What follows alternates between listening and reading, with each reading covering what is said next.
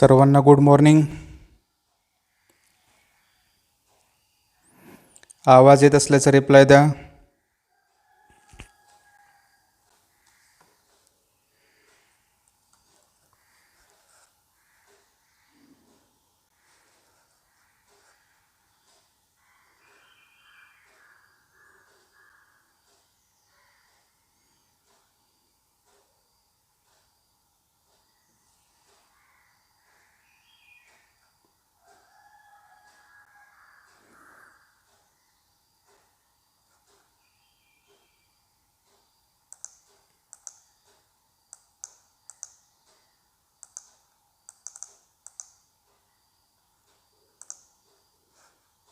आवाज येत असल्याचा रिप्लाय द्या.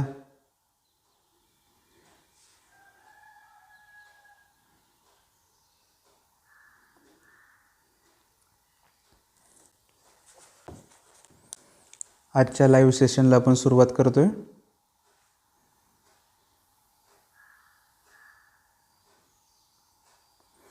आजचं जे आपलं लाईव्ह सेशन असणार आहे स्टँडर्ड 10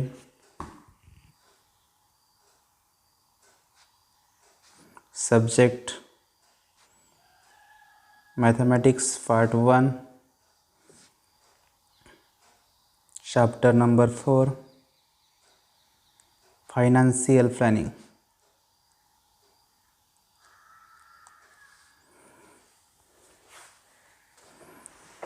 या चॅप्टरवरती आत्तापर्यंत आपले 2 लाईव्ह सेशन झालेले आहेत.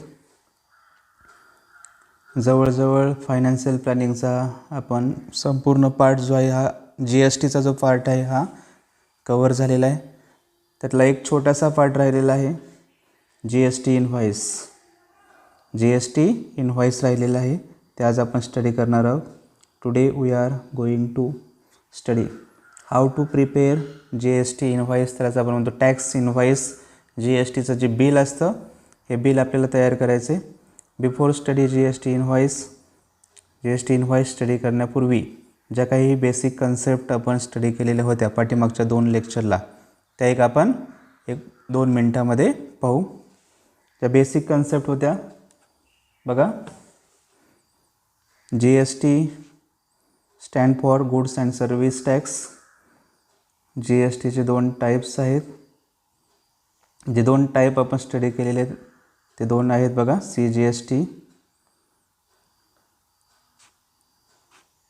CGST central goods and service tax. दुसरा टाईप आहे SGST state goods and service tax. यालाच आपण युनियन टेरिटरी रिजन असेल तर UGST सुद्धा म्हणतो आपण. UTGST सुद्धा आपण म्हणतो. UTGST union territory region. केंद्रशासित प्रदेश असेल तर त्या ठिकाणी जो GST आकारला जातो तो असणार आहे UTGST. आणखीन एक तिसरा GSTचा टाईप आहे IGST म्हणतो आपण त्याला. हा टाईप जरी असला तरी हा फॉर मोर इन्फॉर्मेशनसाठी आहे. तुम्हाला याच्यावरती कोणत्याही परीक्षेला प्रश्न विचारला जाणार नाही. इंटरस्टेट म्हणतो आपण. Interstate goods and service tax. एका राज्यातून दुसऱ्या राज्यात ज्यावेळेस आपल्याला एखादी वस्तू किंवा एखादी सेवा घ्यायची असेल, खरेदी करायची असेल, विक्री करायची असेल अशा वेळेस हा IGST आकारला जातो. आणि हा IGST आहे हा संपूर्ण हा सेंट्रल गव्हर्नमेंटला दिला जातो. IGSTचा जो वाटा आहे हा 100% हा सेंट्रल गव्हर्नमेंटला जातो. स्टेटमध्ये जो EST आकारला जातो इंटरस्टेटमध्ये एकाच राज्यामध्ये तो असणार आहे जो GST असणार आहे त्याच्या 50% हा GST हा सेंट्रल गव्हर्नमेंटला जातो. आणि 50% हा जो GST आहे हा स्टेट गव्हर्नमेंटला जातो. याचा जो वाटा आहे GSTचा हा 50% असणार आहे. GSTचे स्लॅब आपण स्टडी केलेले होते. GSTचे स्लॅब ऑफ GST. चला कमेंट बॉक्समध्ये स्लॅब सांगा GSTचे. पटदिशीने 1-2 मिनटात रिवाईज करणार आहोत आपण स्लॅब GSTचे स्लॅब. कमेंट बॉक्समध्ये स्लॅब सांगायच्या GSTचे. पटदिशीने लगेच स्लॅब ऑफ GST.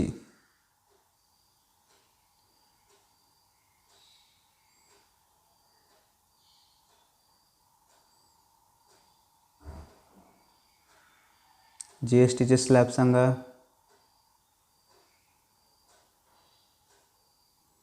अजूनही कमेंट बॉक्समध्ये मला उत्तर मिळालं. स्लॅब पर्सेंटेज जी एस टीचे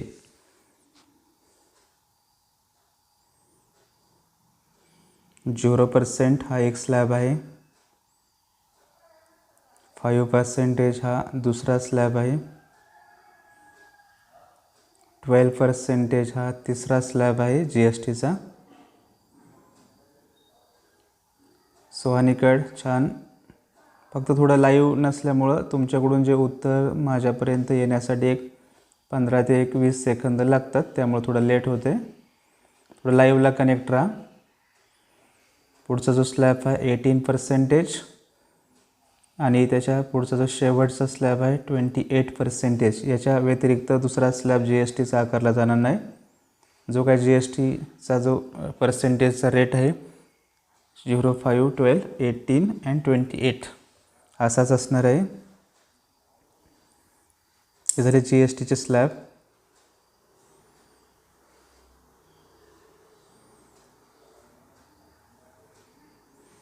then we study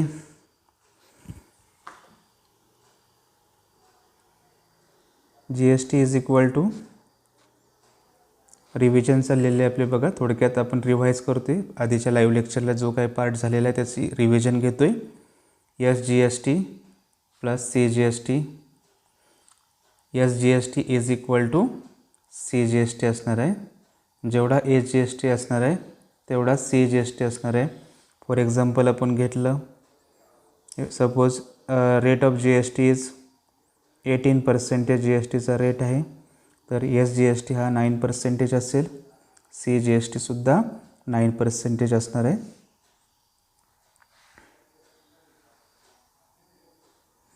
next we study some फॉर्म्युले लक्षात ठेवायच्यात. 1, 2, 3 फॉर्म्युले ते मी पुन्हा एकदा रिवाईज करतोय. खूप महत्त्वाचे असे फॉर्म्युले आहेत. त्यातला जो पहिला फॉर्म्युला आहे, पहिला फॉर्म्युला मी या ठिकाणी सांगतोय. जो पहिला फॉर्म्युला आपण स्टडी केलेला होता,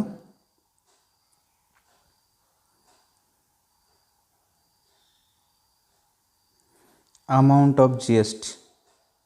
amount of G S T. Amount of G S T is equal to G S टीची जी अमाऊंट आहे ही अमाऊंट कॅल्क्युलेट करायची. त्यासाठी आपण फॉर्म्युला यूज करणार आहोत. Taxable amount into rate of G S T. Taxable अमाऊंटला जी एस टीच्या रेटने मल्टिप्लाय करा. मला जी एस टीची अमाऊंट मिळणार आहे. Amount of G S T is equal to taxable amount into rate of G S T. तर ही टॅक्सेबल अमाऊंट कशाला म्हणायचं? टॅक्सेबल अमाऊंट म्हणजे काय? ज्या अमाऊंटवरती जी एस टी आकारला जातो ती जी अमाऊंट असणार आहे ही अमाऊंट असणार आहे taxable amount. Those amount on which G S T is levied by government is known as taxable amount. Rate of G S T. G S टीचे जे आता 5 स्लॅब पाहिले होते आपण, त्यापैकी एक स्लॅब या ठिकाणी असणार आहे rate of G S T. या 5 स्लॅबपैकीच एक स्लॅब असणार आहे जी एस टीचा रेट असणार आहे. हा एक फॉर्म्युला महत्त्वाचा आहे, लक्षात ठेवायचा आहे. दुसरा फॉर्म्युला आपण पाहणार आहोत. हे फॉर्म्युले आपण घेतलेले आहेत. याच्यावरचे एक्झाम्पलसुद्धा तुम्हाला एक्सप्लेन केलेले आहेत. पुन्हा मी रिवाईज करतोय. जो दुसरा फॉर्म्युला आपण स्टडी करणार आहोत तो आहे तुमचा टोटल व्हॅल्यू. टोटल व्हॅल्यू म्हणतो आपण. टोटल व्हॅल्यू यालाच व्हॅल्यूलाच आपण अमाऊंटसुद्धा म्हणू शकतो. Amount, total amount. Total amount is equal to taxable value. Taxable value into amount of G S T. Amount of G S T. Total value जर आपल्याला काढायची असेल तर जी काही टॅक्सेबल व्हॅल्यू आलेली असेल, इंटूच्या ऐवजी प्लस असणार या ठिकाणी. जी काय आपली टॅक्सेबल व्हॅल्यू आलेली असेल त्याच्यामध्ये जी एस टीची जी अमाऊंट आहे amount of G S T add करा. तुम्हाला टोटल व्हॅल्यू मिळणार आहे. म्हणजे वस्तूची जी फायनल किंमत म्हणतो आपण, जी टॅक्सेबल अमाऊंट आहे त्याच्यामध्ये अमाऊंट ऑफ GST ॲड केला की वस्तूची शेवटची जी किंमत असते देय रक्कम, ही रक्कम मिळणार आहे आपल्याला, फायनल अमाऊंट मिळणार आहे. हा एक दुसरा फॉर्म्युला लक्षात ठेवायचा आहे. आता हे फॉर्म्युला याच्यावरती आपण एक्झाम्पल्स घेतलेले आहेत सर्व. रेट ऑफ GST दिला असता तुम्हाला, अमाऊंट ऑफ टॅक्सेबल अमाऊंट दिलेलं आहे. गिव्हन काय असणार आहे बघा, टॅक्सेबल अमाऊंट दिलेलं आहे, रेट ऑफ GST दिलेला आहे, तर तुम्हाला अमाऊंट ऑफ GST कॅल्क्युलेट करता आला पाहिजे. त्याचबरोबर तुम्हाला टॅक्सेबल व्हॅल्यू आहे, अमाऊंट ऑफ GST, या दोन्ही गोष्टी माहिती असेल तर तुम्हाला टोटल व्हॅल्यूसुद्धा काढता आली पाहिजे. ह्या सर्व गोष्टी याच्यावरती आपण एक्झाम्पल्स घेतलेले आहेत. वेगवेगळ्या पद्धतीची उदाहरणं असतात, तीही मी एक्सप्लेन केलेली आहेत. पुढचा जो आपण कन्सेप्ट स्टडी केलेली होती, GST इन ट्रेडिंग सायकल, महत्त्वाची कन्सेप्ट आहे बघा तीसुद्धा. GST इन ट्रेडिंग सायकल और GST in trading chain, he concept आपण स्टडी केलेली होती. हे जे दोन फॉर्म्युले आता पाहिलेले आहेत, amount of GST, total value, याच्यावरती तुमचा जो प्रॅक्टिस सेट 4.1 हा डिपेंड असणार आहे. GST in trading cycle, trading chain म्हटलं तरी चालेल, trading cycle, trading chain, GST in trading chain. याच्यामध्ये आपण एक दोन कन्सेप्ट स्टडी केलेले होते GST इन ट्रेडिंग चेनमध्ये. खरेदी आणि विक्री ज्यावेळेस होते, एखादी वस्तू असेल, त्या वस्तूची विक्री होते किंवा त्या वस्तूची खरेदी होते, त्यावेळेस जो टॅक्स मिळतो, जो टॅक्स आपण देतो, त्या टॅक्सला आपण नावं दिलेली होती. सांगता येतील का आपल्याला नावं कोणाला? चला कमेंट बॉक्समध्ये उत्तर द्या. ज्यावेळेस समजा आपण एखादी वस्तू परचेस केली, परचेस समजू आपण, परचेस, खरेदी केली. खरेदी करताना तुम्हाला काय करावं लागणार आहे? टॅक्स भरावा लागणार आहे. टॅक्स डिपॉझिट करावा लागणार आहे. त्या टॅक्सला आपण काय म्हणतो? तो जो डिपॉझिट टॅक्स केलेला असतो त्या टॅक्सला आपण काय नाव देतो? ते नाव मला कमेंट बॉक्समध्ये द्या.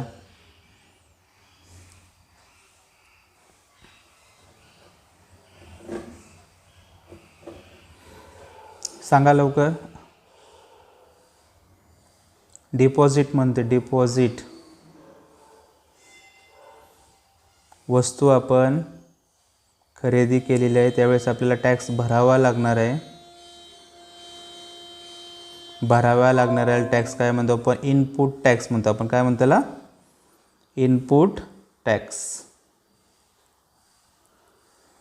आपण एखादी वस्तू खरेदी करतो त्यावेळेस जो टॅक्स आपण भरतो तो टॅक्स असणार आहे आपला इनपुट टॅक्स असतो, इनपुट टॅक्स.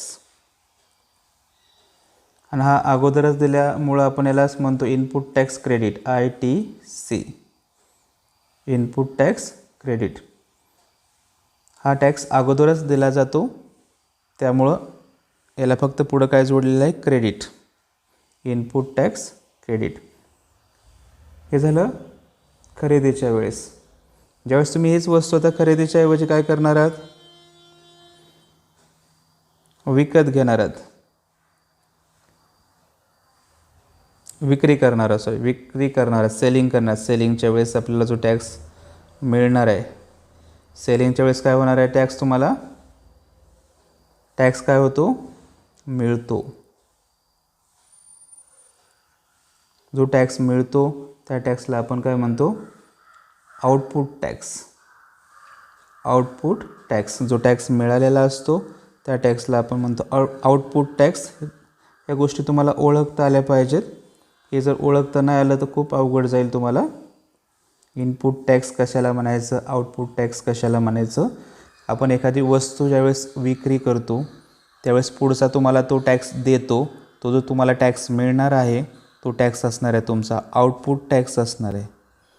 आणि जो पुढच्याने जो टॅक्स दिलेला असतो तो जो टॅक्स असणार त्याच्यासाठी तो असणार आहे इनपुट टॅक्स असणार आहे.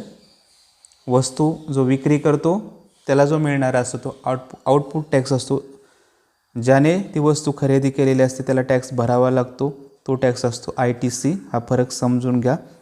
समजला फरक? सगळ्यांनी समजला असेल तर येस असं कमेंट बॉक्समध्ये उत्तर द्या. येस समजलं असेल तर. इनपुट टॅक्स, आउटपुट टॅक्स हे झालेलं आहेच. पुन्हा आपण रिवाईज करतोय. याची गरज आहे आपल्याला.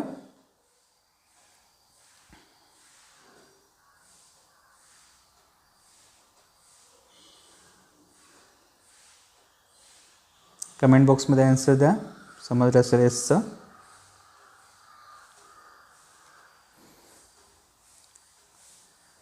ओके, आन्सर आलेले आपल्याकडून.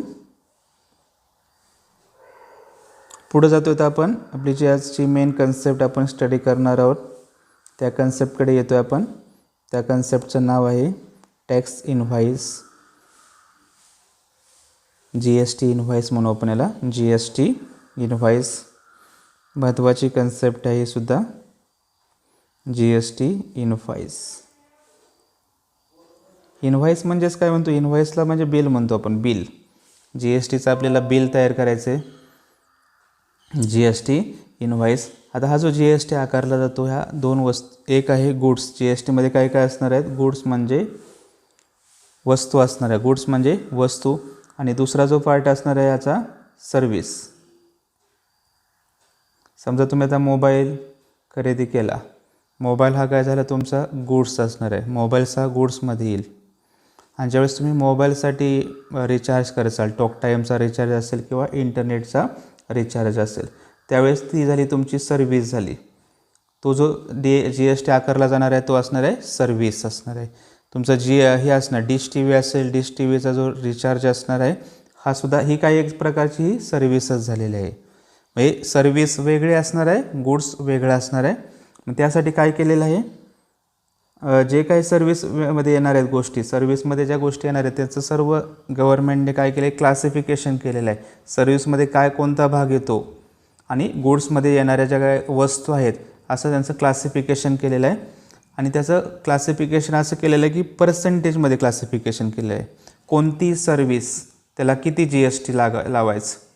समजा हॉटेलिंगमध्ये गेला तुम्ही, हॉटेलिंगमध्ये आपण जेवण करतो, जेवण केल्यानंतर आपल्याला बिल द्यावं लागतं, एक सर्विसच झाली. त्यामध्ये तुम्हाला 18% GST पूर्वी द्यावा लागत होता. आता जरा शासनाने मला वाटते कमी केलेलं आहे, 18वरून 12%वरती GST आलेला आहे. आत्ता सुरुवातीला 18% होता, GST लागू झाल्या बिलिंगमध्ये बघा 18%चं बिल ॲड व्हायचं. 100 रुपयाचं तुम्ही जेवण केलं तुम्हाला 108 रुपये द्यावे लागायचे, आता 112 रुपये द्यावे लागतात. हे झालं सर्विस आणि गुड्स. हे क्लासिफिकेशन सर्व केलेलं असेल, काय तुम्हाला लक्षात ठेवायची गरज नाही, फक्त आपल्याला माहिती असावं. हे जे 5 स्लॅब आहेत, 5 स्लॅबमध्ये ज्या काही वस्तू येणार आहेत त्या प्रत्येक स्लॅबमधल्या वस्तू वेगळ्या केलेल्या आहेत. प्रत्येक स्लॅबमधल्या ज्या सर्व्हिसेस आहेत ह्या सर्व्हिसेससुद्धा काय केलेल्या आहेत, वेगळ्या केलेल्या आहेत.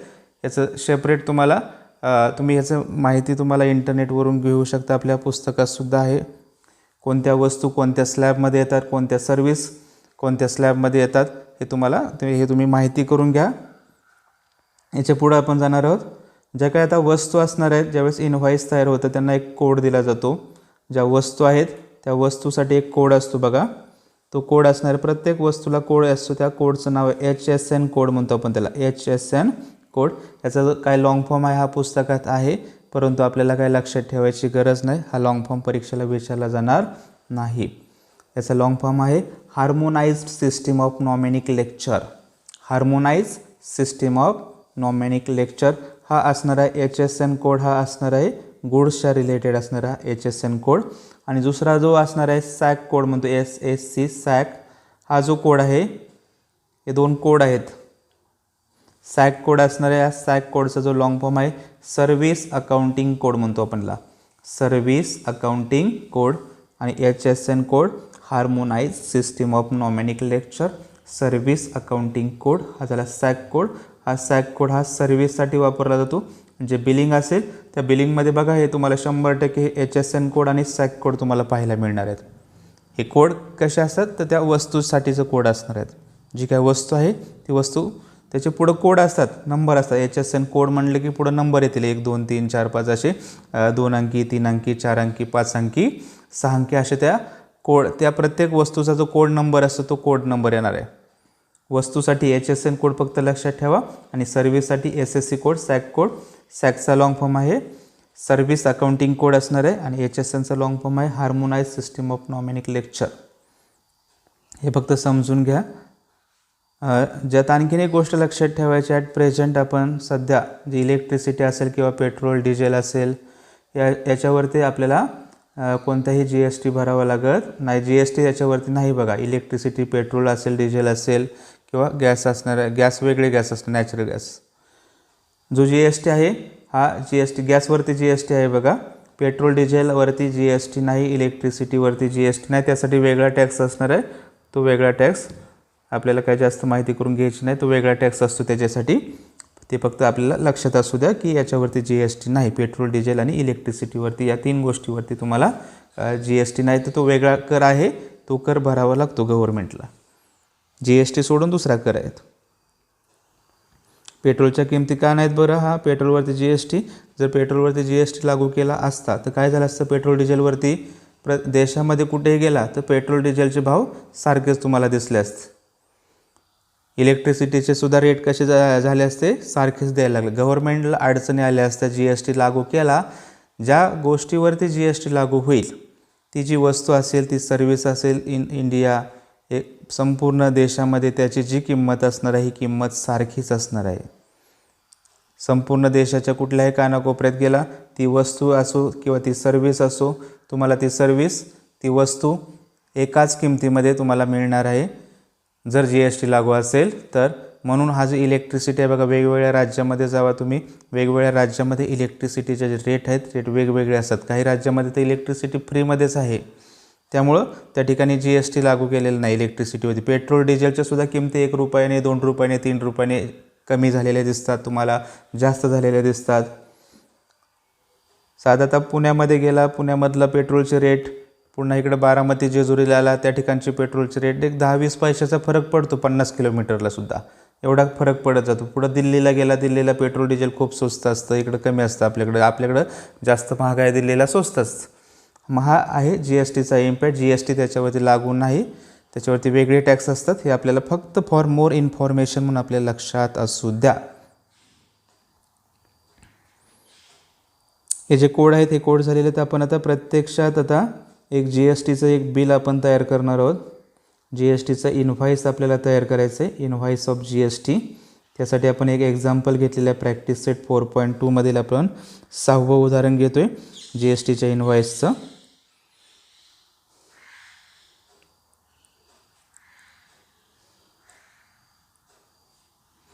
उदाहरण आहे बघा समोर तुमच्या, खूप सोपं आहे. GST इनव्हॉइस तयार करायला, बिल तयार करायला काही अवघड नाही जास्त. Prepare business to consumer tax invoice म्हटलेलं आहे बघा, बिझनेस टू कंझ्युमर. म्हणजे दुकानदार आणि ग्राहक यांच्यामध्ये जो तुम्हाला हे जे इनव्हॉइस मी सांगितलेले आहेत, types of transaction, business to business, business to consumer, हे 2 प्रकार आहेत बघा. ट्रान्झॅक्शनचे 2 प्रकार आहेत, एक बिझनेस टू बिझनेस आणि दुसरा आहे बिझनेस टू कंझ्युमर. कंझ्युमर म्हणजेच काय, ग्राहक, दुकानदार आणि ग्राहक यांच्यामध्ये जे काही ट्रान्झॅक्शन होईल ते असणार आहे तुमचं बिझनेस टू कंझ्युमर. यामध्ये जो दुकानदार आहे हा GST भरणार आहे. दुकानदार हा गव्हर्नमेंटला GST देतो. कंझ्युमर काय करणार आहे, कंझ्युमर हा प्रत्यक्ष गव्हर्नमेंटला GST देणार नाही. ती फक्त काय, जी वस्तूची किंमत आहे, taxable value plus amount of GST ही तो दुकानदाराला देईल आणि दुकानदार हा GST पेएबल करेल. त्याचं काय आउटपुट टॅक्स असेल, इनपुट टॅक्स, तो मायनस करून तो GST भरणार आहे दुकानदार. यामध्ये जो एक व्यक्ती आहे दुकानदार, याच्याकडेच फक्त GST नंबर असणार आहे, GST नंबर. मग याचं रजिस्ट्रेशन असणार आहे दुकानदाराचं GSTसाठीचं. GSTसाठीचं रजिस्ट्रेशन 20 लाखाच्या पुढं 1.5 कोटीपर्यंत ज्यांचं उत्पन्न असेल त्यांना हा GSTचं रजिस्ट्रेशन करावं लागतं. आणि रजिस्ट्रेशन केल्यानंतर त्यांना एक GST नंबर गव्हर्नमेंट देतं, GST नंबर म्हणतो आपण त्याला. हा नंबर 15 अंकी असतो, याचंही मी एक्सप्लेनेशन दिलेलं आहे. GST नंबर हा 15 अंकी असतो. याच्यावरती सुद्धा एक MCQ क्वेश्चन परीक्षेला विचारला जातो. GST नंबर 15 अंक कसे असतात, पहिले 2 अंक, पुढचे 10 अंक, त्याच्या पुढचे अंक, याच्यावर सुद्धा मी मागच्या लाईव्ह लेक्चरला एक्सप्लेन केलेलं आहे. हे आपल्या फक्त लक्षात असू द्या. आपण एक उदाहरण घेतलेलं आहे. बिझनेस टू बिझनेसमध्ये काय असणार आहे, दोन्ही व्यक्तींकडे काय असणार आहे, GST नंबर असणार आहे. बिझनेस टू बिझनेस जे ट्रान्झॅक्शन होतं म्हणजे होलसेलर असेल आणि रिटेलर असणार आहे, यांच्यामध्ये बिझनेस टू बिझनेस. रिटेलरसुद्धा GST गव्हर्नमेंटला भरतो, होलसेलरसुद्धा GST गव्हर्नमेंटला भरतो, दोघांनाही गव्हर्नमेंटला GST भरावा लागतो. हे जे ट्रान्झॅक्शन म्हणतो आपण यालाच हे असणार आहे बिझनेस टू बिझनेस ट्रान्झॅक्शन असणार आहे. हे आपल्या लक्षात असू द्या. 2 टाईप आहे ट्रान्झॅक्शनची, business to business, business to consumer. Tax invoice आपल्याला तयार करायचं आहे. खूप सोपं आहे हे. Right the name of the supplier, सप्लायरचं नाव लिहा, ॲड्रेस लिहा, स्टेट लिहा, डेट लिहा, इनव्हॉइस नंबर लिहा, GST लिहा.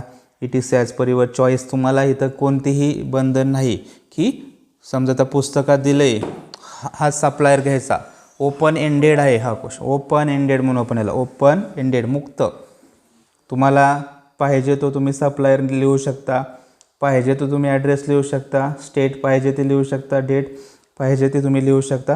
ह्या सर्व गोष्टी लिहायच्यात.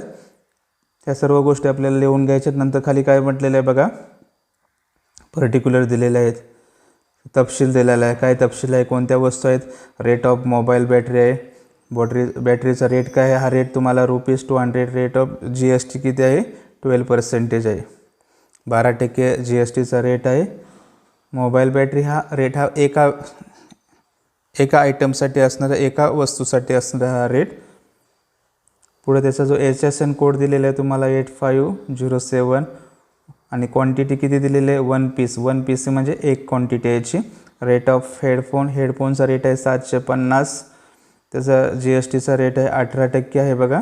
HSN कोड जो आहे त्याचा 8518 HSN कोड. हे तुम्हाला HSN कोड वगैरे पाठ करायची काही गरज नसणार आहे. SSC कोड, HSN कोड हे दिलेले असणार आहे. GSTचा रेट दिलेला असणार आहे, क्वांटिटी दिली असणार आहे. तुम्हाला प्रत्येकाचा रेट म्हणजे एका वस्तूचा रेट दिला जाईल. याच्यावरून तुम्हाला क्वांटिटी समजा आता 2 असेल या ठिकाणी, रेट ऑफ मोबाईल बॅटरी किती आहे ₹200 आणि याची क्वांटिटी किती 2 असेल, तर तुम्हाला फक्त 2ने मल्टिप्लाय करावं लागणार आहे. ते आपण पाहणारच आहोत. सुरुवातीला काय करून घ्यायचं आहे आपल्याला, सप्लायरचं नाव लिहून घ्यायचं आहे. तुम्हाला जो सप्लायर वाटेल तो तुम्ही लिहू शकता. तुमच्या परिसरामध्ये कोण सप्लायर आहे बघा. आता हे मोबाईलच्या रिलेटेड ह्या सर्व गोष्टी, एखाद्या मोबाईल शॉपीचं नाव लिहू शकता, मोबाईल शॉपीचं नाव लिहू शकता, कोणतंही नाव लिहू शकता तुमच्या मनानुसार. सप्लायर्सचं नाव लिहून घ्यायचं सुरुवातीला. लगेच ॲड्रेस टाकायचा आहे. जो ॲड्रेस आहे आता जेजुरी. मोबाईल शॉपीचं एखादं नाव लिहा तुम्ही, सिद्धी मोबाईल शॉपी. भरपूर अशा वेगवेगळ्या शॉपी असतात हां. सॅमसंग मोबाईल शॉपी, जे काय असेल नाव तुम्ही या मोबाईल सप्लायरचं नाव लिहू शकता. मेसर्स MS म्हणजे मेसर्स, जो कोण त्याचा दुकानदार आहे त्याचं नाव, सप्लायरचं नाव, त्याच्या दुकानाचं नाव असणार आहे. स्टेटमध्ये काय येणार आहे तुमचं, स्टेट येईल महाराष्ट्र. स्टेट काय असणार आहे महाराष्ट्र. तारीख टाका तुम्ही, ज्या दिवशी तुम्ही सोडवता त्या दिवसाची तारीख टाका. डेट टाकायची आहे. इनव्हॉइस नंबर टाकायचा. इनव्हॉइस नंबर म्हणजे काय, बिलिंग नंबर जो असणार आहे हां. समजा आता मी 001 टाकला इनव्हॉइस नंबर. पावती क्रमांक, इनव्हॉइस नंबर म्हणजे काय असेल त्याचा पावती क्रमांक असणार आहे, तो असणार इनव्हॉइस नंबर. GST नंबर एक आपल्याला लक्षातच असू द्या. GST नंबर समजा आता मी एक GST नंबर टाकतोय, एक GST नंबर पाठच करायचा. स्टेट कोड, नंतर काय असणार आहे, नंतर पॅन कार्ड नंबर असतोय. स्टेट कोड नंतर पॅन कार्ड नंबर, नंतर नंबर ऑफ रजिस्ट्रेशन असणार आहे, किती रजिस्ट्रेशन आहेत. सगळ्यांना एक GST नंबर लक्षात ठेवायचा आहे. त्यानुसार तुम्हाला काय करायचं आहे,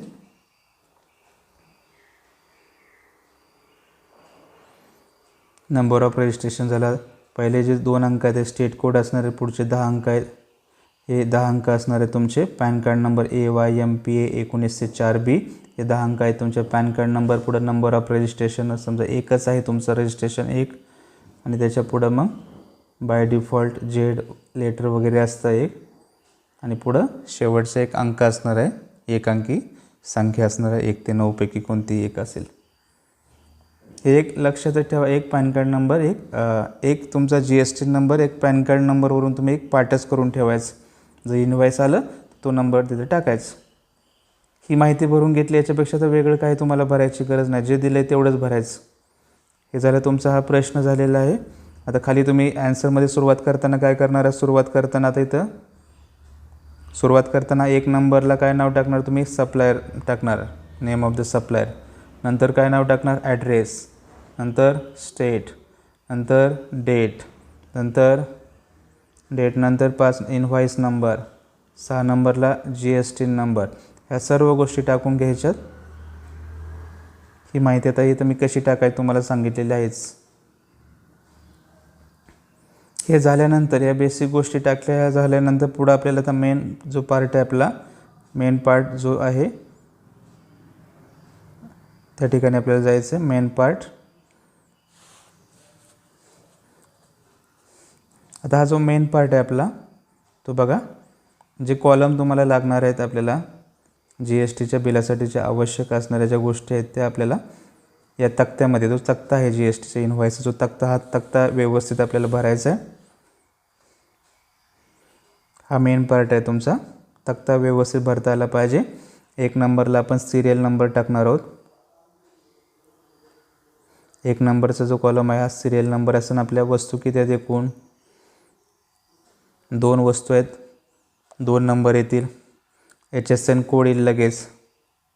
HSN कोड 2 नंबरचा कॉलम असेल HSN code.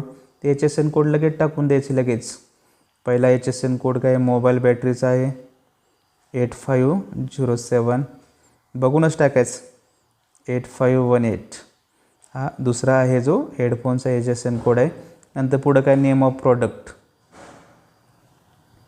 Name of product वस्तूचं नाव, वस्तूचं नाव. आता हे सुद्धा तुम्हाला दिलेलंच आहे. पहिली वस्तू काय आपली मोबाईल बॅटरी, मोबाईल बॅटरी. दुसरी वस्तू काय आहे हेडफोन, हेडफोन. प्रॉडक्टचं नाव झालं. प्रॉडक्टच्या नावानंतर काय असणार आहे त्याचा रेट असणार, रेट. आता हा रेट हा कसा असणार आहे, हा ईचसाठी रेट असणार. ईच म्हणजे प्रत्येकी. रेट इन रुपीज, वरती कंसामध्ये रुपीज लिहिलं तरी चालेल किंवा खाली लिहिलं तरी चालेल. आता मोबाईल बॅटरीचा रेट किती आहे ₹200. ईच म्हणजे काय, एका वस्तूचा रेट आहे. एकाच वस्तूचा आपल्याला घ्यायचा आहे रेट घेताना. दुसरी जी आहे हेडफोन, हेडफोनचा रेट किती आहे आपला, हेडफोनचा रेट आहे ₹750. एका हेडफोनचा रेट आहे 750. आता क्वांटिटी पुढे दिलेली आहे. रेट झाला की काय क्वांटिटी, क्वांटिटी म्हणजे त्याच्या किती प्रती आहेत, नग म्हणतो याला आपण. मोबाईल बॅटरी क्वांटिटी एकच आहे. हेडफोनची क्वांटिटीसुद्धा एकच असणार आहे. याच्यानंतर पुढचा जो कॉलम असणार आहे टॅक्सेबल अमाऊंट, ज्या अमाऊंटवरती GST आकारला जातो ती असणार आहे amount, taxable amount. Taxable amount बघा. आता रेट किती आहे, एका वस्तूचा रेट आहे ₹200. क्वांटिटी किती आहे, एकच आहे. टॅक्सेबल अमाऊंट कॅल्क्युलेट करताना काय करायचं आहे, रेट मल्टिप्लाय बाय क्वांटिटी. रेटने क्वांटिटीला मल्टिप्लाय करा. क्वांटिटी एकच असल्यामुळं 200 × 1. टॅक्सेबल अमाऊंट किती झाली, टॅक्सेबल अमाऊंट होणार आहे याची मोबाईल बॅटरीची ₹200. त्याचबरोबर पुढे जर गेला हेडफोन, हेडफोनची टॅक्सेबल व्हॅल्यू किती होणार आहे, टॅक्सेबल अमाऊंट होणार आहे ₹750. क्वांटिटी एकच आहे. जर क्वांटिटी 2 असते तर काय झालं असतं, प्रत्येकाच्या क्वांटिटीनुसार तुमची टॅक्सेबल अमाऊंट बदललेली असते. इथपर्यंत तर काहीच नाही, हे सगळं घेऊनच आहे. हा सगळा जो चार्टमध्ये जी इन्फॉर्मेशन आपण भरलेली आहे ही सर्व इन्फॉर्मेशन तुम्हाला क्वेश्चनमध्ये, प्रश्नामध्ये ही इन्फॉर्मेशन, उदाहरणामध्ये इन्फॉर्मेशन ही दिलेली असणार आहे. ही सर्व फक्त बघून तुम्हाला सिक्वेन्सली लिहायचं आहे.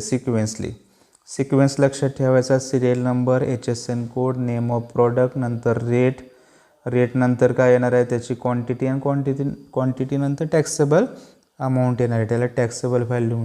आता याच्या पुढं काय करायचं, आता पुढं आपण 2 कॉलम करणार आहोत. पुढचे जे 2 कॉलम आहेत ते महत्त्वाचे आहेत बघा. आता पुढचे जे दोन कॉलम आहेत बघा, पुढे आता जी एस टीचा कॉलम येणार आहे. जी एस टी म्हणतो आपण, G S T. G S टीचे दोन प्रकार आहेत. कोणकोणते दोन प्रकार आहेत? एक सी जी एस टी आणि दुसरा आहे S G S T. C G S टीसाठी एक कॉलम आपण करू, एस जी एस टीसाठी एक कॉलम आपण करणार आहोत. आता पुन्हा या सी जी एस टी आणि एस जी एस टीचे दोन भाग करू आपण. कोणते दोन भाग करायचे आहेत? सी जी एस टीचा रेट, एस जी एस टीचा रेट लिहिण्यासाठी आणि त्याचा टॅक्स, त्याचे पुन्हा आपण दोन दोन भाग करणार आहोत. पहिल्या भागामध्ये आपण काय बघा, सी जी एस टीचा जो पहिला भाग असणार, हा पहिला भाग असणार आहे त्याची रेट म्हणू आपण याला, रेट.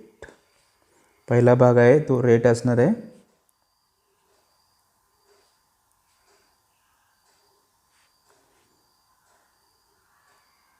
दुसरा जो पार्ट आहे सी जी एस टीचा, त्याच्यामुळं त्याची अमाऊंट म्हटलं तरी चालेल किंवा टॅक्स म्हटलं तरी चालेल. Amount of C G S T, amount. S G S T, S G S टीचा रेट, नंतर त्याची अमाऊंट. अमाऊंट किंवा व्हॅल्यू म्हटलं तरी चालेल. आणि शेवटी असणार आहे तो शेवटी टोटलचा कॉलम असेल. टोटल म्हणजे एकूण. आता यामध्ये जो जी एस टीचा रेट आहे बघा, तो फक्त ते लक्षात ठेवायचा आहे. जी एस टीचा रेट हा मोबाईल बॅटरीसाठी किती आहे?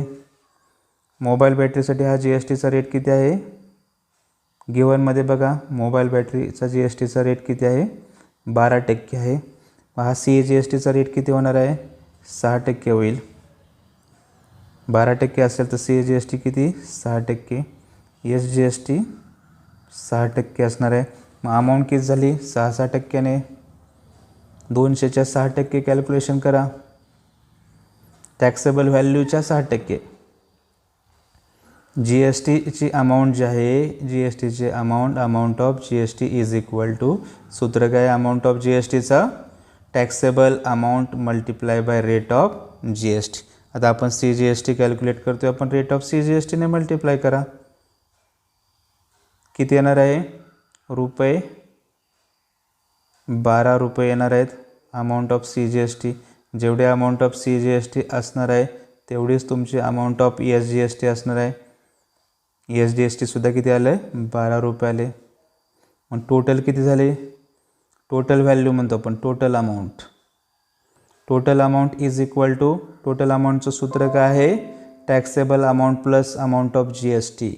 Taxable amount plus amount of G S T. Taxable amount किती आहे? 200 रुपये. टॅक्सेबल अमाऊंट आहे 200 रुपये.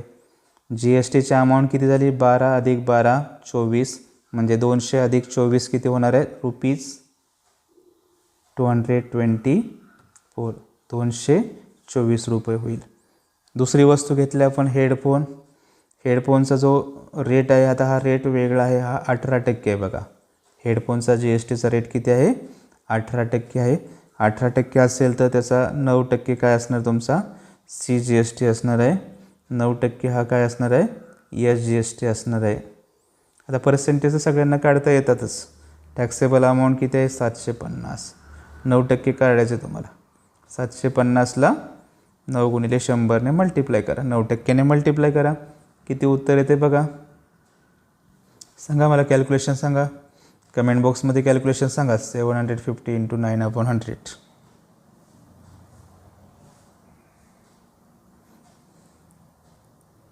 किती उत्तर येते कमेंट बॉक्समध्ये सांगायचे.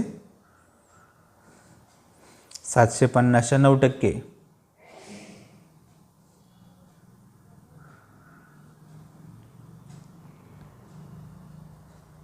कमेंट बॉक्समध्ये उत्तर द्या.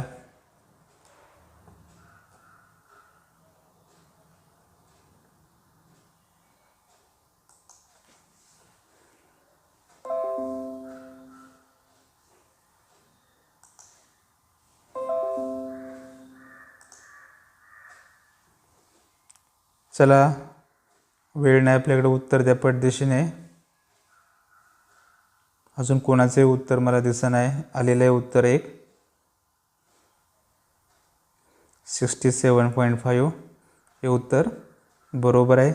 67.5 म्हणजे 67.50 67.50 रुपये किती आहे CGST किती असणार आहे 67.50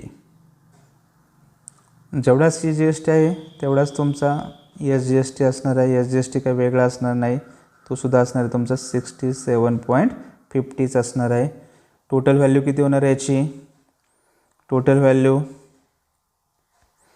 750 अधिक 67.50 अधिक 67.50 टोटल व्हॅल्यू जर तुम्ही कॅल्क्युलेट केली तर ही टोटल व्हॅल्यू होणार आहे 885 रुपये टोटल व्हॅल्यू असणार आहे हेडफोनची टोटल अमाऊंट म्हणतो आपण त्याला टोटल अमाऊंट यानंतर आपल्याला कॅल्क्युलेशन करायचं आहे बघा कॅल्क्युलेशन काय करायचं आहे टोटल अमाऊंट किती झाली टोटल अमाऊंट 1109 झाली नाही 224 अधिक 885 224 अधिक 885 रुपीज झाली 1109 1109 रुपये झालेले टोटल अमाऊंट झालेले 224 अधिक 885 GST ची सुद्धा तुम्ही टोटल करू शकता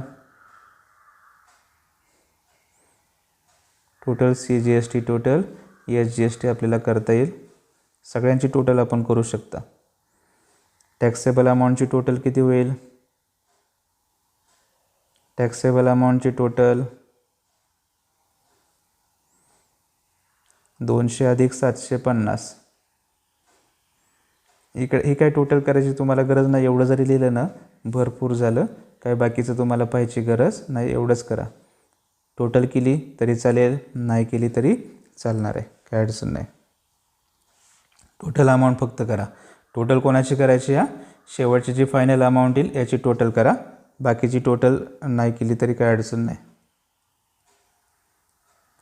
फायनल टोटल करा मात्र फायनल टोटल तुम्हाला करावी लागणार आहे याची फायनल टोटल आहे फायनल टोटल अमाऊंट आपल्याला करावी लागेल 1109 रुपये हे झालं GSTचं शेवटचं मग ही जर GSTचं इनव्हॉइस झालं जी कोण व्यक्ती असेल त्या व्यक्तीला 1109 रुपये हे बिल द्यावं लागणार आहे मग खाली सही वगैरे असते रिसिव्हर सिग्नेचर असते माल घेणाऱ्याची सही बाकीच्या गोष्टी काय कॉमन आहेत त्या गोष्टी तुम्ही ॲडव्हान्समध्ये लिहिले तरी काय हरकत नाही जो कोण रिसिव्हर असणार आहे ग्राहक असणार आहे त्याची सही असणार सिग्नेचर ऑफ द कस्टमर म्हणतो आपण signature of the customer name of the customer signature of the customer final येईल फायनल अमाऊंट झाली 1109 याच्यावरती जर डिस्काउंट वगैरे असेल तर तो डिस्काउंटसुद्धा कॅल्क्युलेट केला जातो GST देताना डिस्काउंट मायनस केला जातो टॅक्सेबल अमाऊंटमधून डिस्काउंट मायनस करूनच नंतर जी काही तुमची अमाऊंट होणार त्यातून डिस्काउंट मायनस करून जी अमाऊंट येईल ती तुमची टॅक्सेबल अमाऊंट असणार आहे डिस्काउंट जर असेल त्या वस्तूच्या किमतीवरती डिस्काउंट असेल तर तो डिस्काउंट मायनस केला जातो आणि मायनस करून जी काही अमाऊंट येईल ती अमाऊंट असणार आहे तुमची टॅक्सेबल अमाऊंट आणि त्याच टॅक्सेबल अमाऊंटवरती GST आकारला जातो हे झालं GSTचं इनव्हॉइस सगळ्यांना इनव्हॉइस समजलं असेल एस असा रिप्लाय द्या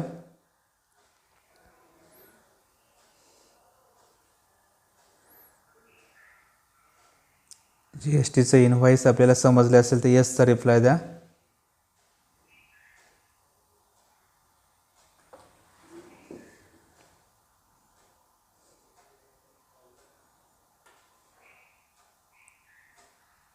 बरोबर आपण 9:15 अजून 15 मिनटं आहेत आपल्याकडे वेळ 45 मिनटं झालेले आपल्याला लाईव्ह लेक्चर सुरू झालेलं 15 मिनटं अजून आपण घेणार आहोत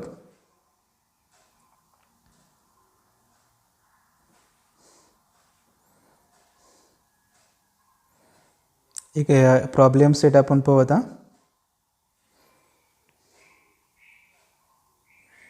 प्रॉब्लेम सेट 4A म्हटलेलं आहे टोटल या प्रकरणामध्ये 2 कन्सेप्ट्स आहेत त्या 2 कन्सेप्ट कोणते आहेत बघा एक GST आहे आणि दुसरी जी कन्सेप्ट आहे शेअर म्युच्युअल फंड आहे share and mutual fund share बाजार म्हणतो आपण त्याला जी दुसरी कन्सेप्ट आहे ही दुसरी कन्सेप्ट 2020-21 या आर्थिक वर्षामध्ये जे कोरोनाचं संकट आलेलं आहे त्यामुळे जो 25% अभ्यासक्रम कमी झालेला आहे, तो 25% अभ्यासक्रम जो कमी झालेला आहे त्याच्यामध्ये ही जी दुसरी कन्सेप्ट येणार आहे ती शेअर अँड म्युच्युअल फंड.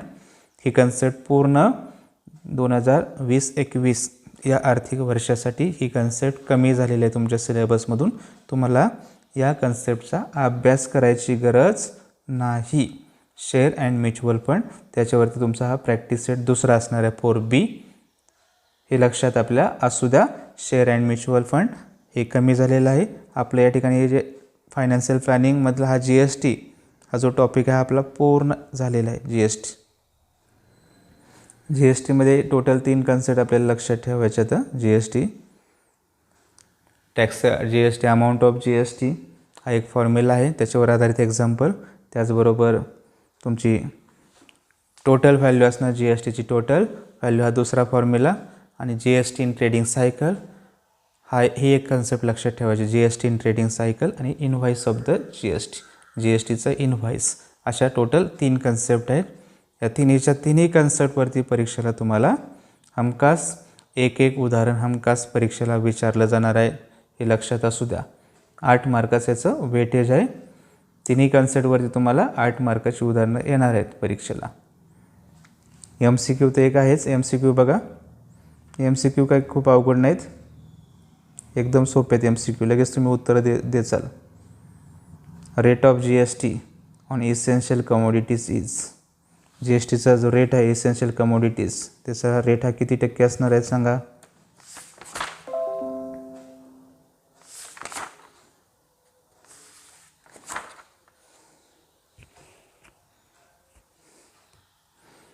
किती टक्के असणार आहे रेट. इसेन्शियल कमोडिटीज जे आहेत अत्यावश्यक वस्तू सेवा असणार आहे. अत्यावश्यक सेवा असेल, अत्यावश्यक वस्तू आहे, जीवनावश्यक म्हणतो आपण त्याला, त्याची गरज आहे अशा वस्तूंवरती हा जो GSTचा रेट आहे हा किती असणार आहे 0% असणार आहे. 0% असतो. पुढचं जे आहे बघा, the tax levied by the central government for trading within the state. Central गव्हर्नमेंटचा जो टॅक्स आहे विथ इन द स्टेट म्हटलेला इज नोन ॲज. त्या टॅक्सला नाव काय आहे बघा, सेंट्रल गव्हर्नमेंटचा टॅक्स आहे तो टॅक्स असणार आहे central goods and service tax, CGST म्हणतो आपण त्याला, CGST. पुढचा जो तिसरा प्रश्न आहे, GST system was introduced in our country from. ही कधी इंट्रोड्यूस झालेली आहे आपल्या देशामध्ये, सुरुवात झालेली आहे 1 जुलै 2017. 1 जुलै 2017ला ही GST हा इंट्रोड्यूस झालेला आहे. पुढचं जे MCQ, rate of GST on stainless steel utensil is 18%. Then the rate of the state GST म्हणजे SGSTचा रेट आपल्याला काढायचा. GSTचा रेट 18% असेल तर मग स्टेट GST म्हणजेच SGST हा किती असणार आहे, हाफ ऑफ द GST हा असणार आहे 9% असणार आहे. 9% ऑप्शन नंबर B. हे सर्व तुम्हाला परीक्षेला लिहिताना बघा, परीक्षेला चुका होण्याची तर शक्यता आहे. परीक्षेला तुम्हाला स्पष्टीकरण MCQचं काही द्यायची गरज नाही, फक्त प्रश्नाचा आकडा टाकायचा असतो. समजा आता आकडा आहे बघा, पहिला प्रश्न पहिल्यातला A म्हटले, पहिल्यातला Aच हा MCQ असतो. Question number 1A. Question 1A हा MCQ असणार आहे. त्याच्यामध्ये तुम्हाला 4 MCQ दिले जातात. 1 2 3 4 MCQ असतात. असेच रोमनमध्ये आकडे असतात बघा MCQचे, किंवा 1 2 3 4 कसे असतील तसे रोमनमध्ये असेल किंवा 1 2 3 4 असतील. यामध्ये तुम्हाला प्रश्न लिहायची गरज नाही, फक्त काय करायचं आहे त्या प्रश्नाचा आकडा आणि त्याच्या पुढं पर्याय लिहायचं. बघा पर्याय लिहायला कुणी विसरायचं नाही. पर्याय काय, फक्त पर्याय न लिहिता C आणि पुढं काय म्हणायचं आहे, पर्याय काय आहे ऑप्शन C असं ॲरो करून असं 0% लिहायचं. दुसरा ऑप्शन काय आहे B, बरोबर पर्याय B आणि त्याच्या पुढं CGST काय असेल त्याला अंडरलाईन करा. बऱ्याच वेळा तुम्ही सगळं एक्सप्लेनेशन लिहिता आणि हे लिहायला विसरता, आणि हे न लिहिल्यामुळे तुमचे मार्क, तुम्हाला जो परीक्षक आहे ते मार्क दिले जात नाही. तुम्ही ऑप्शन आणि त्या ऑप्शनच्या पुढचं काय असेल तो तुम्हाला ती गोष्ट पर्याय लिहायचा. ऑप्शन फक्त CBD असं न लिहिता त्याच्या पुढची व्हॅल्यू जी काही ऑप्शन्स आहेत कंटेंट, तो सुद्धा कंटेंट तुम्हाला तिथं नोंद करायची. प्रश्न आता तिसरा आहे, याचा डी ऑप्शन आहे.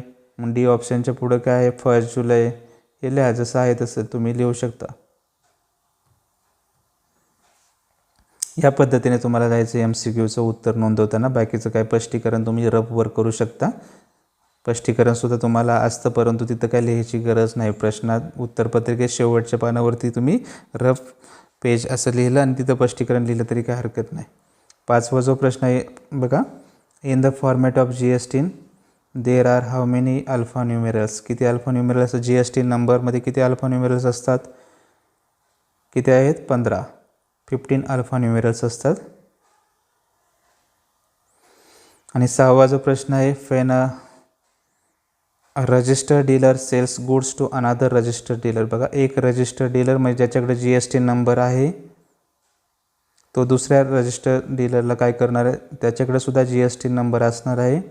या दोघांमध्ये जे ट्रान्झॅक्शन होणार आहे, हे जे ट्रान्झॅक्शन असणार आहे, हे ट्रान्झॅक्शन कोणत्या प्रकारचं असणार आहे? ते असणार आहे B2B प्रकार असणार आहे. B2Bचं हे ट्रान्झॅक्शन असणार आहे. एका रजिस्टर्ड डीलर आणि दुसऱ्या रजिस्टर्ड डीलरमधील जे ट्रान्झॅक्शन असणार आहे हे असणार आहे बिझनेस टू बिझनेस ट्रान्झॅक्शन म्हणतो आपण त्याला, बिझनेस टू बिझनेस. असे MCQ होते आपले.